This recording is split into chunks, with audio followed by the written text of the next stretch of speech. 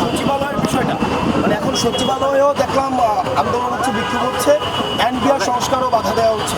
দেখেন, আমরা আপনাদেরকে বলতে চাই, যখন 5ই আগস্টের জুলাই গণঅভ্যুত্থান চলছিল, আপনারা কিন্তু কালো ব্যাজ ধারণ করে শেখ হাসিনাকে সমর্থন জানিয়ে আপনারা হচ্ছেন অফিস করেছেন।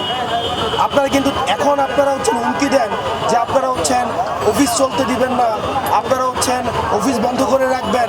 5ই আগস্ট কিন্তু আপনাদের এই হিম্মতটা ছিল না যে শেখ হাসিনার চোখে আঙুল দিয়ে শেখ হাসিনার ক্ষমতাকে প্রশ্নবিদ্ধ করে আপনারা কিন্তু তখন কেউ পদত্যাগ করেননি।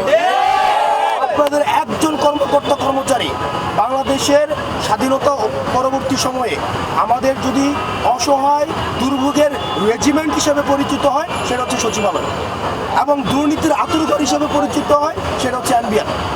সেই জন্য আপনারা আমার বক্তব্যকে যেভাবে ইচ্ছে সেভাবে ইন্টারপ্রেট করতে পারেন। আমরা জনগণের হয়ে, জনগণের মধ্য থেকে আমরা কথা বলি। আপনারা 5ই আগস্ট পর্যন্ত আমরা কঠিন ভাষায়, শক্ত ভাষায় বলতে চাই, 5ই আগস্ট পর্যন্ত আমরা দেখেছি যদি হাসিনা না পড়তো, যদি ফ্যাসিবাদ সরকার টিকে যেত, আবার ঠিক কিন্তু আপনারা এই ফ্যাসিবাদী সরকারের পদলেহন করে, এই আওয়ামী লীগ সরকারের পদলেহন করে কিন্তু আপনারা আবার চাকরি করতেন। আপনারা যদি এই 5ই আগস্ট পরবর্তী বাংলাদেশে আপনারা জনগণের মুখোমুখি দাঁড়িয়ে আপনারা যদি এই সরকারকে আপনারা হুমকি দেন, ধামকি দেন যে এই সরকার সংস্কার কার্যক্রম যদি করে থাকে তাহলে সেটিকে আপনারা বাধা দিবেন, আপনারা মনে রাখবেন এই জনগণ আপনাদের বিকল্প খুঁজে নেবে। 5ই আগস্ট পর্যন্ত আপনাদের একজনেরও কোনো সচিবালয়ের কোনো সচিব, কোনো কর্মকর্তা, কোনো কর্মচারী কি পদত্যাগ করেছিল? একজনকে পদত্যাগ করেছিল? এই যে রাস্তার মধ্যে সন্তানদেরকে, সাধারণ নাগরিকদের এইভাবে যে রাস্তার মধ্যে গুলি করে হত্যা করছিল, একজন সচিব, একজন আমরা রাষ্ট্রের একজন নাগরিক, একজন সরকারি চাকরিজীবীকে পদত্যাগের কোনো খবর এসেছে?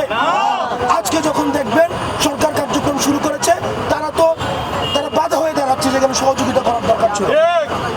আমাদের জীবন থাকতে আমি স্পষ্ট ভাষায় বলতে চাই, হাসনাত আব্দুল্লাহ বেঁচে থাকতে, বাংলাদেশে লক্ষ লক্ষ হাসনাত আব্দুল্লাহ রয়েছে, বেঁচে থাকতে এই সংস্কার কার্যক্রমের যদি বাধা বিশেষ করে সচিবালয় থেকে আসে, সেটা কঠোর হস্তে সেটাকে জনগণকে সাথে নিয়ে সেটাকে প্রতিরোধ করা হবে। আপনারা এটা ভাববেন না যে আপনাদের বিকল্প নয়, জনগণ বিকল্প খুঁজে নেবে। সুতরাং সরকারকে সহযোগিতা করুন, সংস্কার কার্যক্রমকে সহযোগিতা করুন।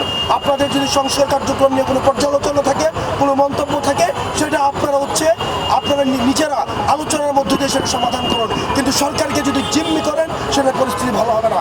কারণ আপনাদের এই হিম্মত ছিল না, আপনাদের এই ধরনের কোনো হিম্মত ছিল না ফ্যাসিবাদ সরকারকে প্রশ্নবিদ্ধ করার।